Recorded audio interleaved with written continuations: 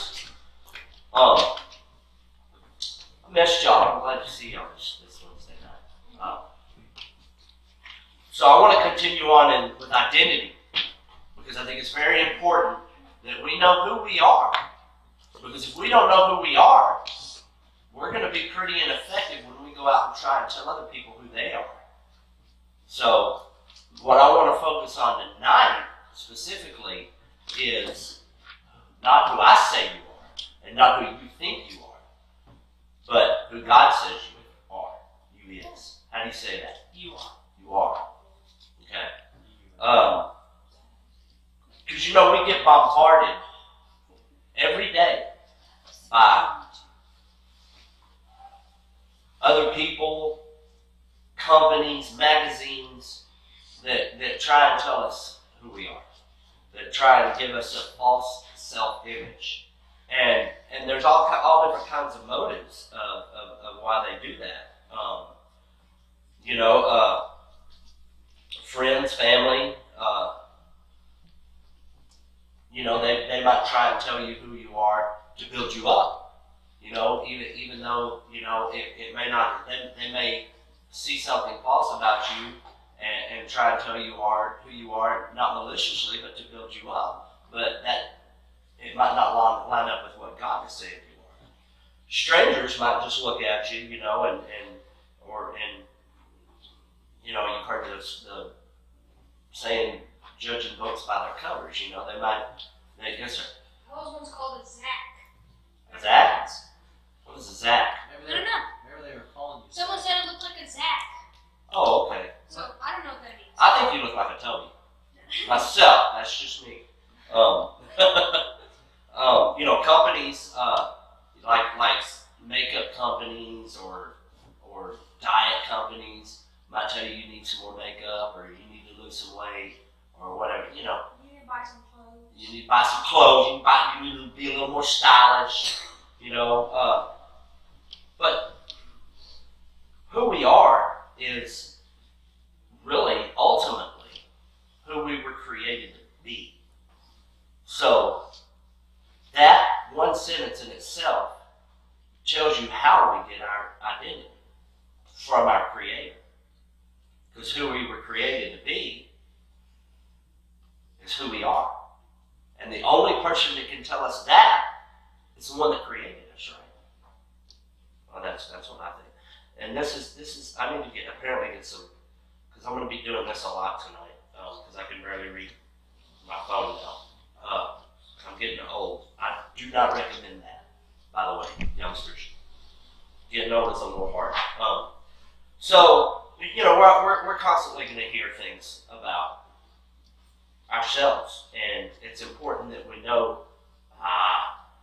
It's important that we know and can keep up with who we really are, and that's who God says that we are. Even standing in line at the grocery store, you see the magazines, like I said. It's impossible to go through life without hearing all kinds of opinions of who we are. But we need to know the truth, because the truth shall what? Make you free. Okay, so we want to start at Exodus 14:14. It says, God thinks you're worth fighting for. And Exodus 14:14 says, the Lord will fight for you. You need only be still, because you're worth fighting for. Here's the deal. God doesn't need you. He wants you. God don't need us. He wants us. All of us. Or He wouldn't have created us. He didn't need to send His Son to die for us, so that our sins would be forgiven. But He loved us so much that He wanted to, because without that sacrifice, we're separated from Him. Obviously, you're worth fighting for, because Jesus fought for you and gave His life for you. God thinks you're His masterpiece. That's pretty cool. What is a masterpiece?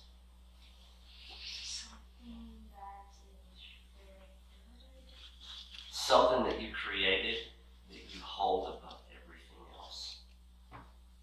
And each one of you are a masterpiece.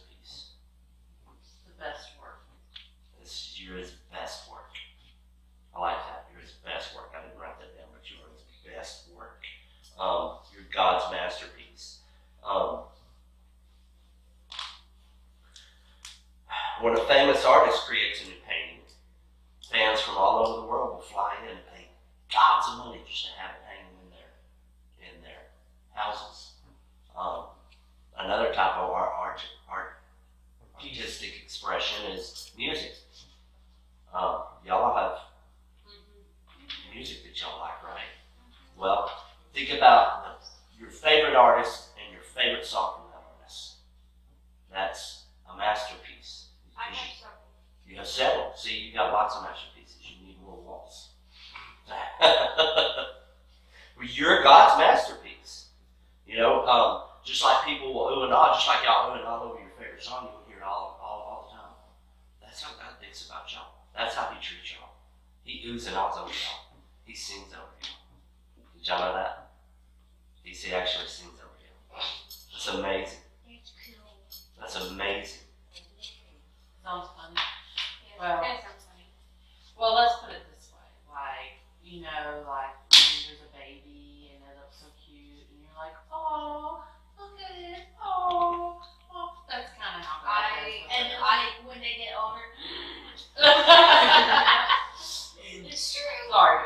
That's fine. Always remember your masterpiece. So whenever you're standing in line at the grocery store and you see a magazine advertising some makeup, or you're at school and somebody don't like the way you look or think you look funny because you got, I don't know, high water pants still funny nowadays? I don't know. Yeah. Yeah. They're making a style. They're They're coming back. coming back in style. They're coming back. Okay, well, if they don't like your pants, just remember, Just punch them in you the are nose. a masterpiece.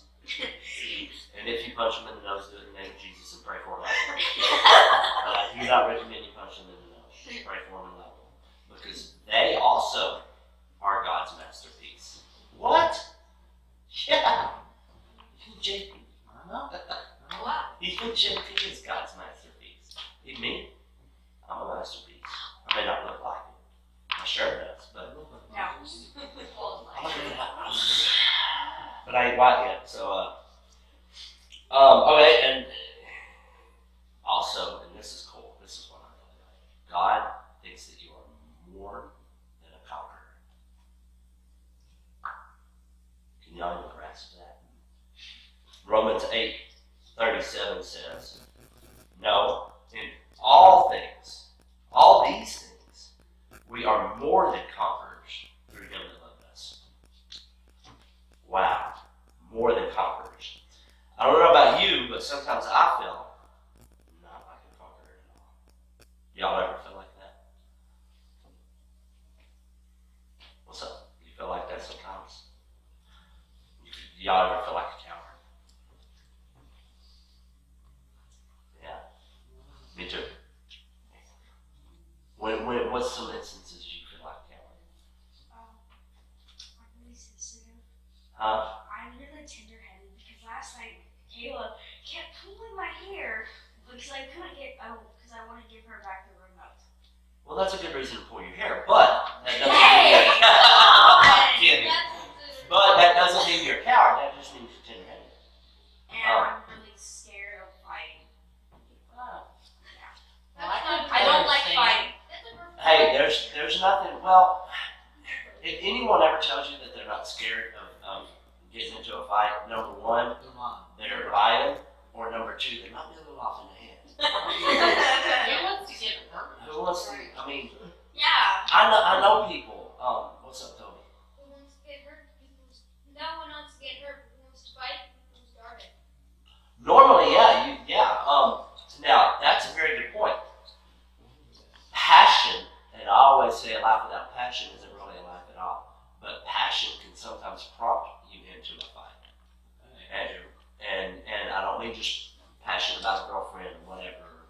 I mean like if you truly believe in something, okay? Like a good example is Todd White. Y'all hear me talk about him a lot. He'll be at the gym. You know, he's kind of swole, but he's not a real big guy.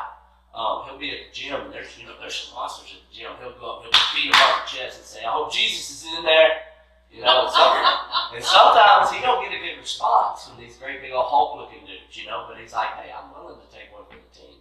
But you know, that's not being a coward, because and I was going to give you know, sometimes, and especially when you're a new Christian and still am apprehensive about witnessing to certain people. That's where a lot of Christians hold some cowardice in their heart about, having a hard time witnessing to certain people. Your friends, a lot of times you can just talk to Jesus about your friends all the time, but going up to a complete stranger, especially if they maybe look a little mean, you don't want them to be mean to you no more. You want them to feel the love of Christ, but you don't really want to be the one to give it to him. That could be cowardice. Or the other way around. You can go to a stranger and not go to a friend. Exactly. Sometimes it's harder to go to a friend. Yeah, sometimes it's hard. Especially if you already know that friend isn't really accepting of Christianity. What's up, Chris?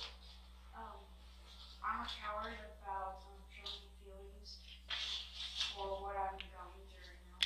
That is that's something else that a lot of us have a hard time with, making yourself vulnerable. That's something that, like, when I speak out, I just start crying. yeah. It's really hard for me to actually speak out, and most of the time, if I do, I feel like really. Don't feel good about yourself. But God said that you're more than a conqueror. Not just a conqueror. It's not just a conqueror. It's okay to cry. Than a conqueror. I cry. It's okay to cry. Yeah, I cry. I cry. Not in front of anybody. Not in front of anybody. It's good to cry in front of girls. What? I promise you. Don't cry. Yeah, it's cry in front of girls. You see? Cry in front of girls. It's so little. Well, not strangers. No. Don't do that. Listen, there's nothing wrong with crying in and of itself. Now, there are things that you shouldn't cry about. You should not cry that I got the last piece of pepperoni pizza. You should not cry. That I'll make fun of you for. I like cheese better. Okay, so you're loved and accepted by God. Y'all know that? What? You are loved and accepted by God. Jeremiah 31:3 says, I have loved you with an everlasting love. I have drawn you with unfailing kindness. I think we can all agree that there are times where we don't feel very loved. Or times where we don't feel like we deserve to be loved, right? Yeah. We all feel like that. No matter who else in your life, no matter who else in your life you have, whether you have a wonderful family who loves you and tons of loyal friends, or whether you have parents that aren't so good, maybe, that you don't necessarily feel like they always love you. None of that matters when it comes to how loved you are. When I was growing up, I had a pretty hard time when I was growing up. I grew up in not a real good home. My parents, I knew they loved me, but they didn't act like it a whole lot. Not necessarily because of the way they treated me all the time, but because of the way they treated each other and the way they treated themselves. There was a lot of not good stuff there. And sometimes I went through times where, I didn't really feel good. I didn't really feel good about myself. That I didn't really, feel like I was worthy of love.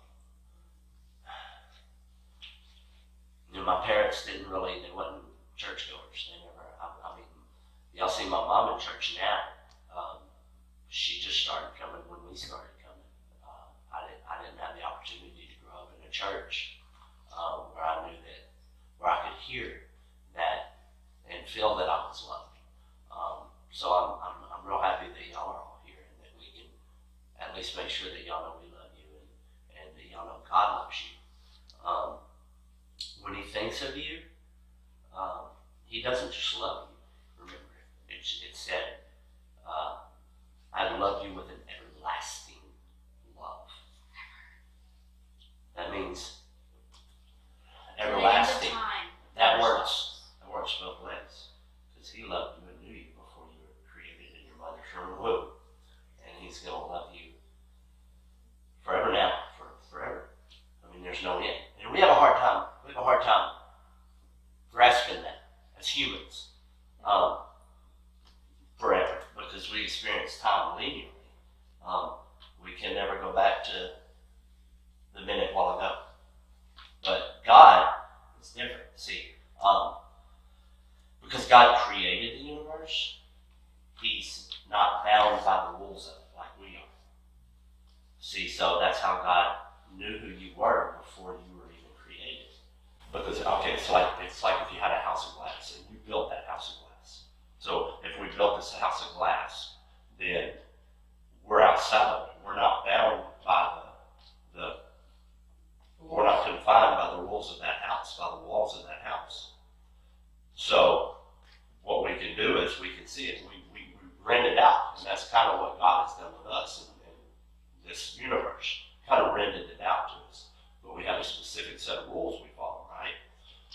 In this agreement that we have with him, this covenant we have with him.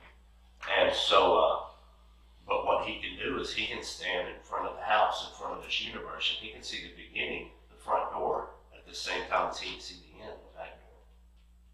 He's not bound by the time we're back there. That's what kind of love he has for us. One that stretches from the beginning to the end. When he thinks of you, it's with that love. You are worth loving with a kind of love that lasts forever. He loves you just the way you are. When you mess up, he loves you. When you're doing life your way, he loves you. He loves the way you are right now in this moment, as is. Now, we can always do better because we're people. How do we do better? What's a good way we can do better? Not lie, be honest, be kind. Can we do that on our own? No, we can't. Huh? Do everything in his name. Do everything in his name. That's a good one. Do everything that's unto God. Everything you do. In your schoolwork. Oof. I had to go there, didn't I? Hey, can I say something about school? When I had a 44 in my reading class. Now I bumped it up to a 77. Awesome. I'm doing better. And in writing, like years before, I only wrote a sentence or two. Now I'm writing like a full 2 paragraphs. Awesome. Very good. A whole paper. So when you do your schoolwork, do it like you were doing it for God. Because in a way you really are. Everything we do, we're doing for God. Because if we're doing it for ourselves, we're probably not doing a good job. And we're not going to get the rewards that God has for us when we do things for him. I close to God through a lot of math tests. You know what? Pastor says it all the time. You hear about no prayer in school, churches, separation of church and state. As long as there's pop quizzes, there's going to be prayer in school. That's just how it is, right? I knew every time I had a pop quiz, That's a true statement. I didn't study for my tests, much less the pop quizzes, I was praying. Lord, I know we've been through this before, but. So, where am I at? Oh, this is cool. God, this sure is delightful. Zephaniah. Can y'all say that 5 times real fast?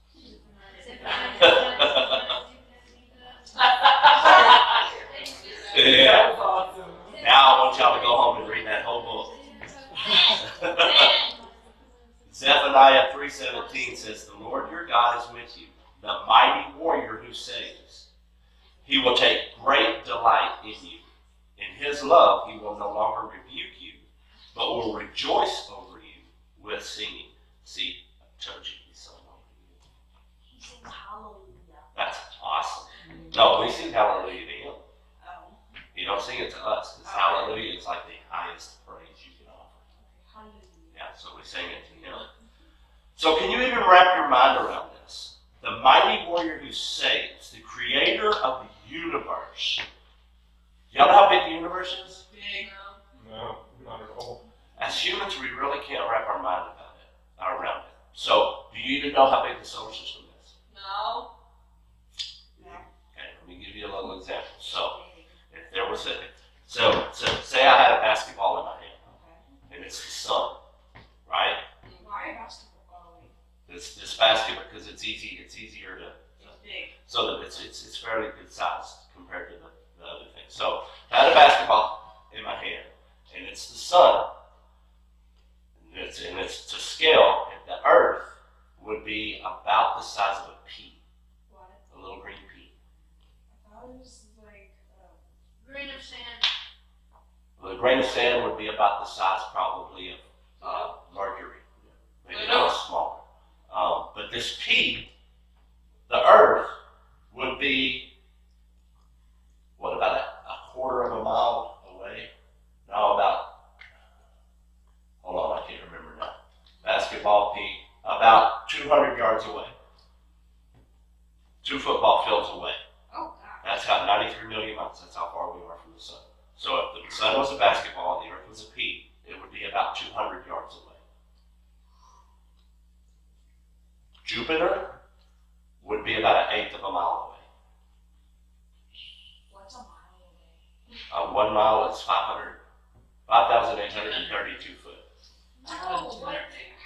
5,280 foot. That's right. How many, which planet is a mile away? That would a mile away. You would be getting into Pluto's orbit, maybe the Oort cloud. This is just the size of our solar system. One star in our galaxy, which has about 200 billion stars in it. The closest star, it's a quarter of a light year from one side of our solar system, which includes the Oort cloud, which is a bunch of ice and rocks floating. Endlessly in space. No, it's around our sun. It makes like a halo around our sun. It's about a quarter of a light year across from one side of the Oort cloud to the other. That's our solar system. And the universe is constantly expanding. The very closest star is about 5 light years away. A light year is about, what is it? A million years. It's It's no. not counting on a year. It's how long it takes. It's the distance that it takes light to travel in 1 year, and light travels at it's trillions of miles. Light travels at 486,000 miles a second, I think so, yeah. something around there. That's 300,000 fast. kilometers a second. It's like 196 million miles a second. There you go. Wow, Hey.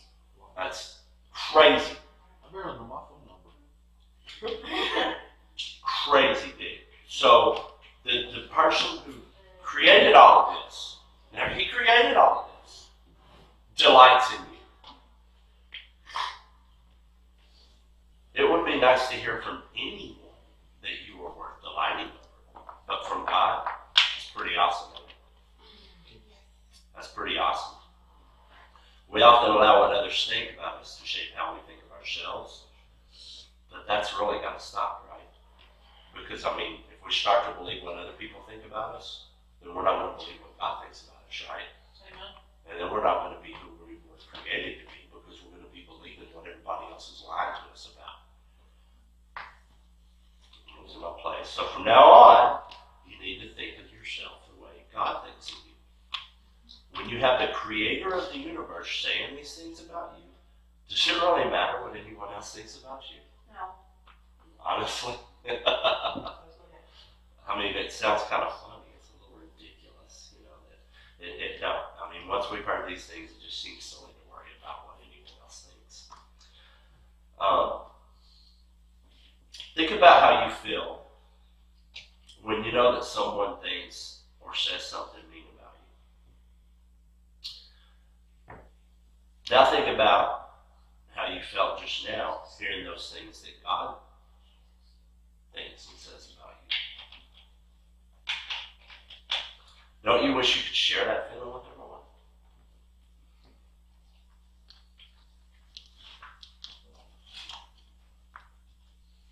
This means that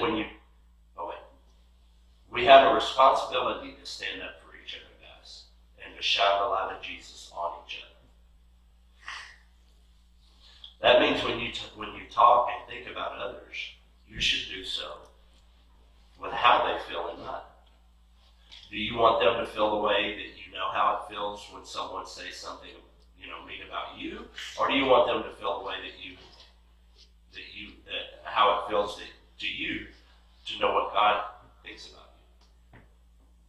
So, as sons and daughters, because that's what we are, we're sons and daughters of the Creator. That's why we call Him God the Father. Go figure, right? God the Father. What time is it? Okay, we're doing fantastic. So, we call Him God the Father because we're sons and daughters. Well, sons and daughters are inheritors. We have the heart of our Father, and we're co-inheritors of Christ with all of creation. That's a pretty big deal, because we're sons and daughters of the Most High God. And that's the identity that we have to carry with us every day. Because when we know that we're sons and daughters, all of these things God thinks about us and God says about us, we carry that in our heart. And when we are established in who we are, then we can start telling other people who they are. Remember, I started the conversation off like this. Because it's not about us. Ultimately, no matter how awesome God thinks we are, and He does, He thinks we're just the bomb. We are it. Every one of you is His favorite. I'm His favorite too. That's crazy, huh? I'm His number one favorite. Huh? I'm His number one. So am I. No. Yeah. We're all His number one favorite. That's cool. That's awesome. Do y'all know what He did? Everything. Everything. He did everything. So, when we understand that we're sons and daughters, when we have that identity, and when we get that identity, and we start living all of the things that He's told us that we are, then we can start our true mission, which is, well, one of our true missions, which is to make sure and tell others who they are. Because everything that you are, so is the person sitting next to you. Even in school, even walking through Walmart, even if they kind of smell a little bit and you're walking behind them, they're still everything that you are.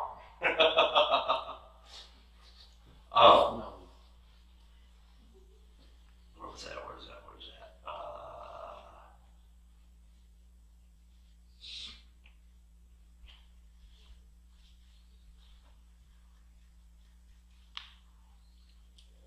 Okay, so I printed some handouts, and if you'll pass them out for me, Hannah, I want to do something right quick.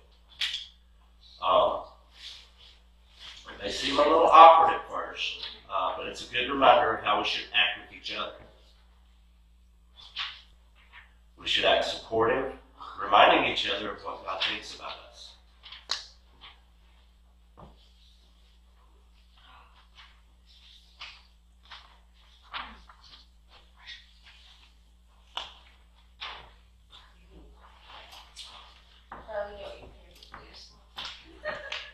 And when we get done with what we're doing, I want y'all to carry these papers around with y'all. Did we print enough? Just Awesome. God is good. All right. Now, what we're going to do is we're going to practice. That sounds awesome, right? So, we're going to start with JP. Turn to Kayla and read the first thing off to her. You are fearfully and wonderfully made in God's eyes. Psalms 139:14. Now you say the next thing to Taylor. You are the salt and light of the world in God's eyes. Matthew 5:13-14. Y'all don't have to read the verses. Okay. That makes it a little, I want this to be more personal. Now I know this will be personal. So, go ahead and make it personal. You're complete in God's eyes. And Taylor's. Tell Toby. you are loved in God's eyes.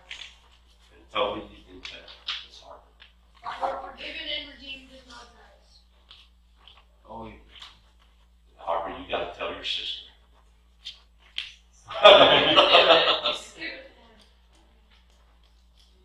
You are anointed and have a purpose in God's eyes. Aw. Oh, God. Oh, next one. Gotta do it. It's a little awkward. Yeah. Oh, come on. You gotta do it. Come on. You want me to do it for you? No. No, Okay. it's practice. Yes, Remember the last two words. This ain't your words. Remember? Because we're not doing this of No, ourselves. I want to do that one from her. Oh, okay. Well, if you want to. You're beautiful in God's eyes. And ours too. And our All right, now you tell Chris. This one's a good one for her. You're more than a conqueror in God's eyes. Yes. And then you tell Miss Amanda. Well, we skipped her. No. Who? Yeah. No, she just said. He just said it. You are beautiful in God's God's eyes. No. You are chosen, holy, and dearly loved in God's eyes. Why is it using God's eyes? Because that's how you are. Eyes. You can tell Robert. Robert, you were worth fighting for in God. Thank you. JP, you are set free in God's eyes. I don't see that. Oh, there it is. There. That's it. You are a new creation in God's eyes. I'm going to read the last one. Read the last one, Taylor. Wait, where? The big one, the big trigger. This Paragraph. No, that's okay. No. Oh, that is. I'm sorry. Oh, she can read it. I can't. No, it's all right. It's all right. It's all right. So okay, yeah, we'll end with that. We won't start over again. So, isn't it amazing to hear what God thinks about us, right? Yeah. Yes. Yes. Yeah. Remember that when you are talking about other people, when you have the opportunity, to say what you think to other people, use these words. Okay, so that's why I want y'all to carry these with y'all. And listen, this is another assignment. I want y'all to read. Hello. Thank you for paying attention when I'm talking. Appreciate that. So, I want y'all to take these with y'all, and I want you to, wherever you get ready in the morning, if you're looking in front of a mirror, or if you're just going to your chest of drawers and throwing your clothes on, put this piece of paper, and I want y'all to read that every morning. Because next week, Mr. Derek is going to give you a test on it. What? Hey, but it sounded good, right? I get real close with God during tests. Yeah, that's right. See there? Something that I think is very important. I was talking to some people that I love a lot last night, and then I hadn't seen in a while. And God just kind of prompted me to share something with them, and I don't even know why really now. But I want to share it with y'all, because we've been kind of talking about prayer and what God thinks about us.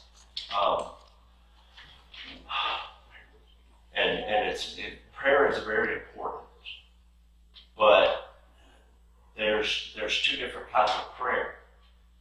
There's one-way prayer, and there's two-way prayer. Can anyone tell me what the difference is? When you're asking for something and you're thanking them for another. You're kind of on the right track there. One-way prayer happens when we don't have a relationship. We were built for relationship, but we weren't built for relationship with each other. We were built for a relationship with God. And it's very important, and the best way to do it is through prayer, but it's very important for us to foster that relationship so that we're not just praying a one-way prayer when we pray. Because prayer is supposed to be two-way. It's supposed to be like a telephone call. He's supposed to talk back. And I don't mean he's good at, shake the room with his voice, but he might. I mean, he's done it before. But normally it's a still small voice inside of you. And as you foster that relationship through prayer, you start to recognize that voice more and more. Just like when you were a tiny baby and you didn't know nothing and you were just, well, the way that you was able to recognize your mom's voice is because she fostered a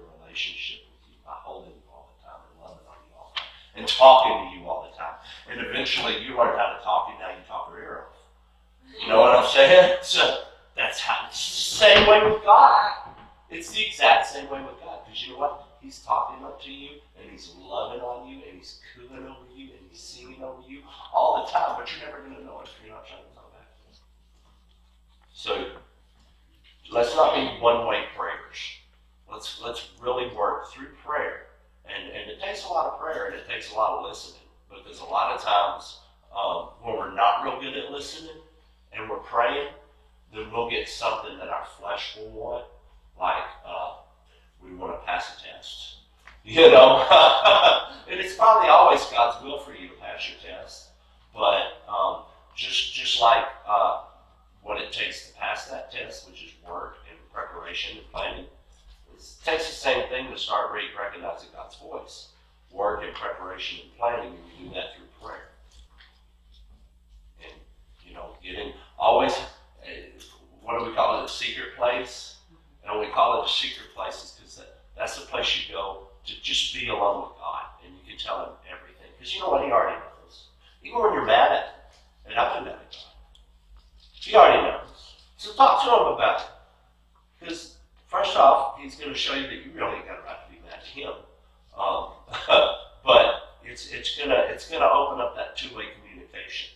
Two-way prayer is very important. Now, that being said, I don't believe one-way prayer is unfruitful, because God will make all things good to those that love him. You know, he'll but you're gonna see a lot more fruit in your life with two-way prayer than you are one-way prayer. Okay, I had to tell you that. And how do we do it? How do we get better at two-way prayer? Relationship. And how do we build a relationship? Praying. Spending time with the man. With the God. And the man. Jesus is still a man because he came back to life. He's in his glorified body. Good? He's the man. He's the man. He's the man. He's the only real man. Did y'all know that? Jesus is the only real man that ever existed. Because God created man to be perfect. So you're right, Jesus is the only real man, because when God created man, they were designed to be perfect. And since every other man is imperfect, and Jesus